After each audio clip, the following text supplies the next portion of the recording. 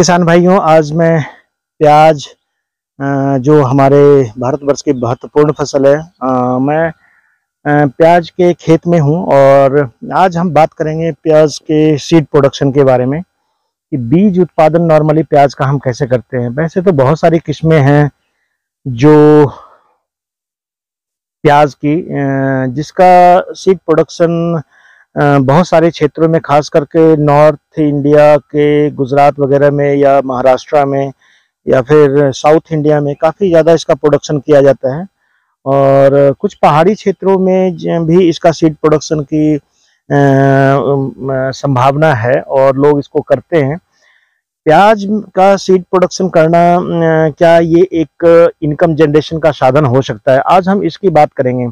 Normally जो हम प्याज ग्रो करते हैं तो प्याज का हम बल्ब की खेती करते हैं। प्याज का जो बल्ब बनता है, नॉर्मली इसको सितंबर अक्टूबर में इसकी नर्सरी लगाते हैं और नर्सरी लगाने के बाद हम इसको नवंबर दिसंबर में ऑलमोस्ट वो सिचुएशन के अनुसार, क्लाइमेटिक फैक्टर जो जलवायु के अनुसार, इसको हम ट्रांसप्लांट करते हैं और इसके जो बल्ब हैं हमें अप्रैल मई के महीने में मिलता है। लेकिन आज जो हमारा विषय है, जो खास करके इनकम जनरेशन की बात किसान करता है कि बहुत छोटे एरिया में अगर हम खेती करना चाहते हैं तो हमें क्या करना चाहिए जिससे हमें अधिक इनकम हो। तो मैं उसी विषय को लेकर के थोड़ा आप लोगों को ये कहना चाहता हूं कि आजकल आपने देखा होगा, सुना होगा कि प्याज का बीज बहुत ही महंगा होता है और महंगा भी है और ये कभी कभी अनअवेलेबल भी होता है, बहुत ईजिली अवेलेबल नहीं होता है। प्याज का बीज, प्याज की जो वैरायटी है, जो किस्में हैं, उसका चुनाव हमें करना पड़ता है कि कौन सी किस्म हम लगाएं। जैसे एग्रीफाउंड डार्क रेड है, एग्रीफाउंड लाइट रेड है, नासिक 53 है, उसके अलावा नासिक रोज है, या और भी कई सारी, पटना रेड है। और हमारे पालमपुर एग्रीकल्चर यूनिवर्सिटी का जो है वो पालमपुर की एक कई सारी जो वैरायटी है, जैसे पालमपुर का प्याज की किस्में निकाली गई है और उसका सीड प्रोडक्शन पालमपुर में किया जाता है। पालमपुर की जो वैरायटी हम जिसको हम यहाँ लगाते हैं, उसका सीड प्रोडक्शन पालमपुर में करते हैं। इसका बल्ब बहुत बढ़िया साइज का है, डार्क रेड कलर का, और पालम लोहित के नाम से ये प्रसिद्ध है और इसकी डिमांड बहुत ज़्यादा रहती है। तो अगर पहाड़ के किसान जो खासकर हिल एरिया में रहते हैं, जैसे पालमपुर के आसपास के किसान हैं और उनके पास कम भूमि है, तो मेरे समझ से मैं तो ये सजेस्ट करना चाहूँगा कि किसान भाई, अगर आप चाहें तो जो प्याज की वैरायटी है पालम लोहित, इसका सीड प्रोडक्शन करके आप अच्छा इनकम जनरेट कर सकते हैं। अब इनकम जनरेट करने के लिए आपको क्या मतलब, हम कैसे कहें कि क्या प्याज का बीज उत्पादन में फ़ायदा है? तो सबसे बड़ी बात है कि इनकम जनरेशन की बात हम जब करते हैं तो कई जगह किसानों के पास बहुत कम भूमि होती है, ज़मीनें कम होती है, सिंचाई के सीमित साधन होते हैं। तो उस कंडीशन में किसान के पास अगर कम भूमि है और उससे अच्छा इनकम जनरेट करना चाहता है तो प्याज का जो सीड प्रोडक्शन है ये एक बहुत बढ़िया ऑप्शन है। और इसके बल्ब को, जैसे आप सपोज पालमपुर यूनिवर्सिटी से आप पहली बार नर्सरी आप इसका ले जाइए और नर्सरी ले जा करके आप इसको ट्रांसप्लांट कर दीजिए। ट्रांसप्लांट करने के बाद आप इसको अपने खेतों में, जैसे अप्रैल के और मई के महीने में इसके बल्ब तैयार हो जाएंगे। बल्ब तैयार करने के लिए ध्यान ये रखना पड़ता है कि जो स्पेसिंग है वो बढ़िया होना चाहिए, ताकि कम से कम 15 सेंटीमीटर लाइन से लाइन की दूरी और प्लांट से प्लांट की दूरी 10 सेंटीमीटर, ताकि जो बल्ब है, जो सीड प्रोडक्शन, हमारा टारगेट जो है वो है बल्ब प्रोडक्शन, सीड प्रोडक्शन। तो सीड प्रोडक्शन के लिए हमें अच्छे क्वालिटी के बल्ब चाहिए। तो अच्छे क्वालिटी के बल्ब को उत्पादन करने के लिए हमें कम से कम इतना स्पेसिंग शुरुआत में देना पड़ेगा। अच्छी तरह से गोबर की खाद वगैरह, अगर आप जैविक खाद का प्रयोग करते हैं तो आप अच्छे क्वालिटी के बल्ब को आप प्रोड्यूस कर सकते हैं। जो बेसल डोज है आपका अनियन प्रोडक्शन में, नाइट्रोजन, फास्फोरस और पोटास का, या मिट्टी जांच के बाद आप इसको बल्ब प्रोडक्शन के लिए आप यूज़ कर सकते हैं। और अच्छी जो पैकेज ऑफ प्रैक्टिसेज अगर आप अपनाएंगे तो एक सामान्य रूप से आपको 60-70% आपको अच्छे क्वालिटी के बिग साइज के बल्ब आपको प्राप्त हो जाएंगे। तो जो बल्ब आपको प्राप्त होंगे जून अप्रैल मई में, उस बल्ब को आपने अच्छी तरह से, जो सख्त बल्ब हो, बिल्कुल अच्छी तरह से सूखा हुआ हो, उसको आपने छांट करके स्टोर करके रखना है। तो इस बल्ब को हम कम से कम 3 महीने 4 महीने तक के लिए स्टोर करते हैं, यानी कि मई जून जुलाई अगस्त तक कम से कम इसको आप स्टोर कर लीजिए। जैसे ही बल्ब में स्प्राउटिंग, अगर आपका नेचुरल तरीके से आप देखेंगे कि इसके बल्ब में, आपके घर में जो बल्ब आपने स्टोर करके रखे हैं, जैसे एक कनाल आपने, ऑलमोस्ट एक कनाल का एरिया अगर आपके पास है, और एक कनाल का मतलब 400 स्क्वायर मीटर, तो अगर 20 मीटर लंबा और 20 मीटर चौड़ा आपका खेत है, तो 1 मीटर की दूरी में आप कम से कम जो है एक बल्ब से दूसरे बल्ब की दूरी जो हम रखते हैं वो ऑलमोस्ट 60 सेंटीमीटर रखते हैं। 60 सेंटीमीटर, करीब करीब 1.5 से 2 फीट की दूरी रखते हैं। और लाइन से लाइन की दूरी और प्लांट से प्लांट की दूरी भी आप 1.5 से 2 फीट रखिए। तो 2 फीट की दूरी पे आपने, तो 1 मीटर में आपको 3 बल्ब लगेगा, तो 60 बल्ब और करीब करीब 4000 आपको बल्ब की आवश्यकता एक कनाल एरिया में, 4000 3500, या आप मान के चलिए 3500 से ले 4000 के बीच में आपके अच्छे क्वालिटी के बल्ब होने चाहिए जो आप लगाना चाहते हैं, सीड प्रोडक्शन करना चाहते हैं। मैं यहाँ टेक्निकल बात से ज़्यादा जरूरी आप लोग के इनकम जनरेशन की बात चूंकि कर रहा हूँ, तो उन बल्बों को आप एक समतल क्यारी में भी आप इसको लगा सकते हैं। और समतल क्यारी में आपको लगाने के लिए, जैसे क्यारी वगैरह आपने देख रहे हैं कि नॉर्मल क्यारी बनाया हुआ है, और इन क्यारियों के बीच में एक प्लांट से दूसरे प्लांट की दूरी करीब करीब 60 सेंटीमीटर से 70 सेंटीमीटर हम रखते हैं, और सिंगल सिंगल हम बल्ब एक जगह पे हम इसको लगा देते हैं। लगाने के बाद इसको क्या, जैसे नॉर्मली हम 12-32-16 और गोबर की खाद वगैरह यूज करते हैं शुरुआत में, तो आपने ये चीज़ देखा होगा कि जब हम इनको ट्रांसप्लांट कर देंगे, और मैंने बोला कि वो बल्ब जो आपने लगाए, आपने अपने स्टोरेज में रखे थे, उस समय स्प्राउटिंग, उसमें लुंगे निकलने लगते हैं, अंकुरण होने लगता है। उसी समय उस बल्ब को बिना देर किए आप तैयार खेत में इसको लगा दीजिए। लगा देंगे तो आपको अगस्त सितंबर में जाकर के आपको बल्ब को खेतों में सितंबर अक्टूबर में आप लगा देंगे, तो उसके बाद धीरे धीरे ये जो बल्ब है वो प्याज की तरह इसके पत्ते निकलने शुरू हो जाएंगे। एक बल्ब से जब हम सीड प्रोडक्शन करते हैं, तो बड़े साइज का जब हम बल्ब बनाते हैं, तो इसमें एक बल्ब से हमें कम से कम 5 मुंह, 1 2 3 4 5, आप देख नॉर्मली 5 से 7 जो है वो मुंह एक तरह से कहते नीचे से कलियां निकलती है, और वो नॉर्मली एक मुंह से एक जो स्टिक निकलती है, फ्लावर स्टिक जिसको हम बोलते हैं, अंबल भी बोलते हैं, तो ये निकलता है। और नॉर्मली ये इसकी संख्या कम से कम 5 और ज़्यादा से ज़्यादा 8-10 से, एक बल्ब से आपको 8-10 जो है फ्लावर के बंचेज आपको मिलेंगे। तो ये आपने जो शुरुआत में जो बल्ब लगाया है उसकी देखभाल करते रहनी है, तो बीच बीच में निराई गुड़ाई करना है, मिट्टी को बल्ब के ऊपर मिट्टी चढ़ाते रहना है, ताकि इसकी जड़ जो है अच्छी तरह से मिट्टी में पकड़ बनाए रखे। ये नॉर्मली सितंबर अक्टूबर में आपने लगाया है, और ये मई जून में जाकर के इसका बल्ब तैयार होगा। तो अभी जो ये अप्रैल का, मई का महीना शुरुआत होने वाला है, फर्स्ट वीक ऑफ मई में, तो इसके बल्ब बन चुके हैं, इसके जो है फ्लावर बन चुके हैं, और फ्लावर में अब पॉलिनेशन के लिए मधुमक्खियां वगैरह इसमें विजिट करती है। तो नॉर्मली जब आप इसको लगाएंगे तो इसमें कुछ दिनों के बाद इसमें पत्ते बिल्कुल खत्म हो जाते हैं, जैसे आप देख रहे हैं, और इसमें आपको इस तरह के अंबल यानी फ्लावर के फूल के गुच्छे आपको नजर आएंगे, और इसमें मधुमक्खियों का पॉलिनेशन बहुत जरूरी है।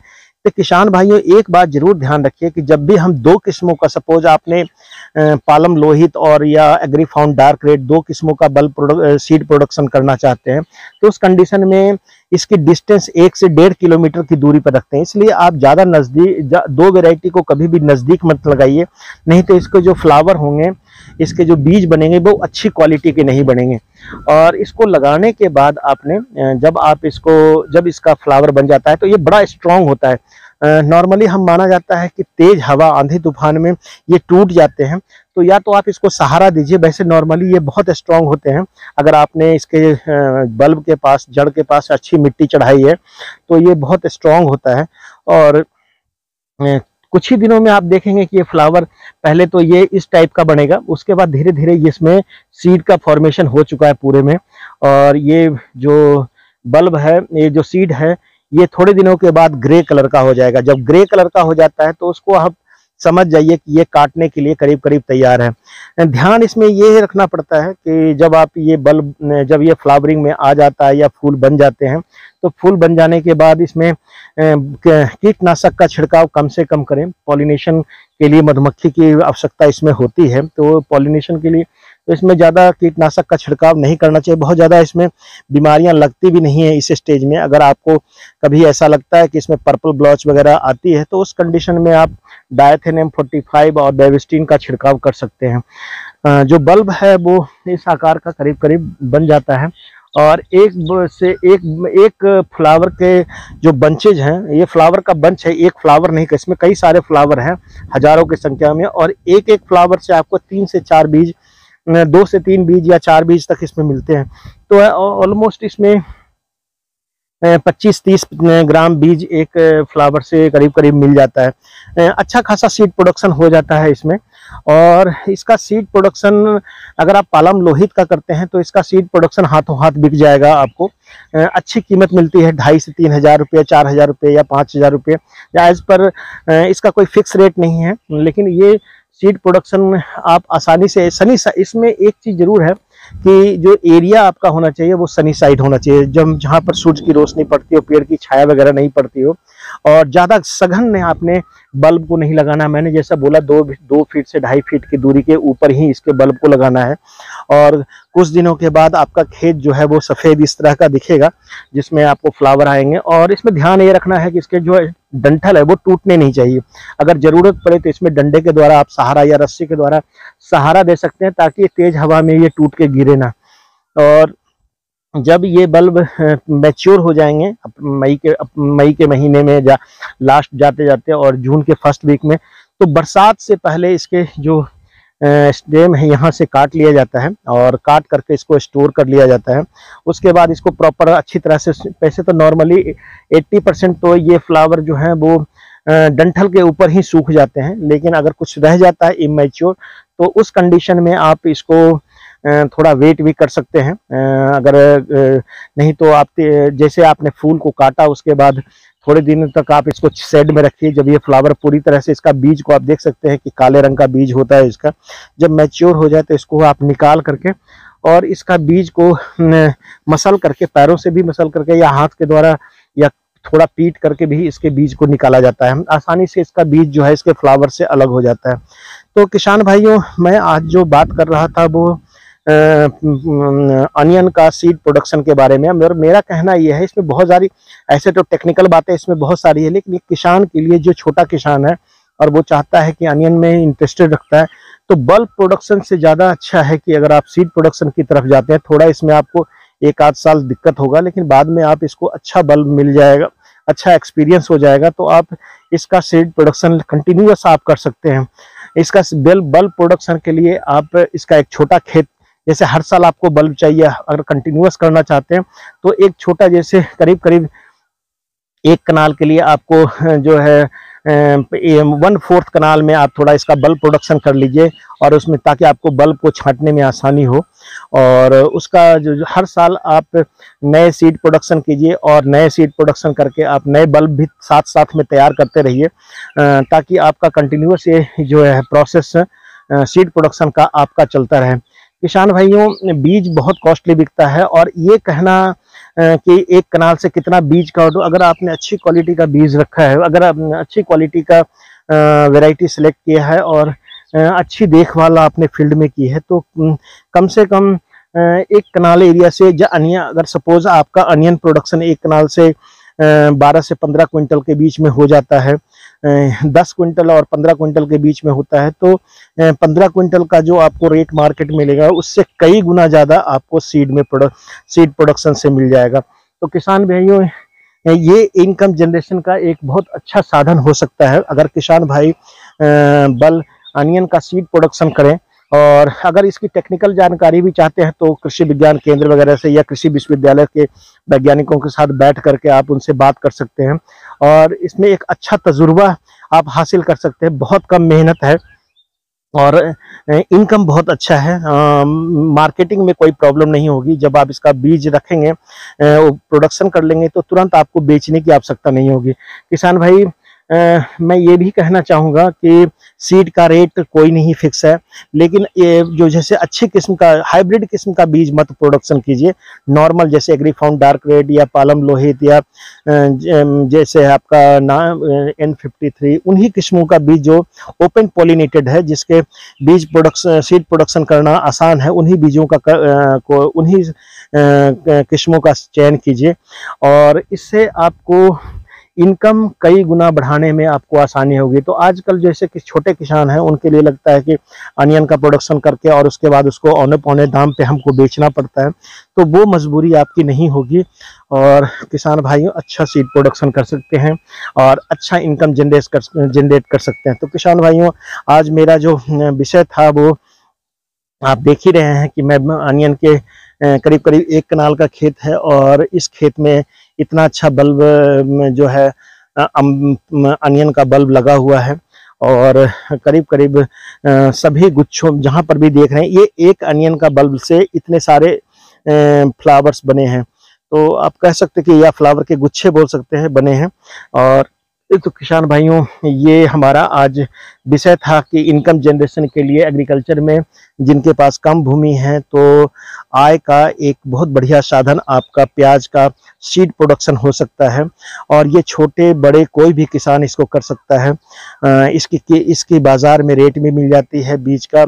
इसका बीज उत्पादन करके आप अगर इसको और ज़्यादा पैसा कमाना चाहते हैं तो इसकी नर्सरी भी बना करके आप बेच सकते हैं। तो किसान भाइयों आज प्याज के सीड प्रोडक्शन के बारे में मैं आपको बताना चाह रहा था, एक जानकारी देना चाह रहा था ताकि आपको ये समझ में आए कि हमारे पास भी ये मौका है। अगर हम इनकम को जनरेट करना चाहते हैं तो डाइवर्सिफिकेशन की तरफ कुछ अच्छे कृषि पद्धति को अपना करके या फसल प्रणाली को अपना करके हम सीड प्रोडक्शन कर सकते हैं और अनियन का सीड प्रोडक्शन हमारे लिए एक अच्छा आय का साधन किसानों के लिए हो सकता है। तो किसान भाइयों आज प्याज के खेत से मैं आप लोग को यही बताना चाह रहा था। मेरा मोबाइल नंबर है 9418494333। पूरा का पूरा इस वीडियो को देखिए तो आपको समझ में आएगा और कोई जानकारी चाहते हैं तो आप मुझे फ़ोन करके आप विशेष रूप से इसके बारे में पूछ सकते हैं। धन्यवाद किसान भाइयों।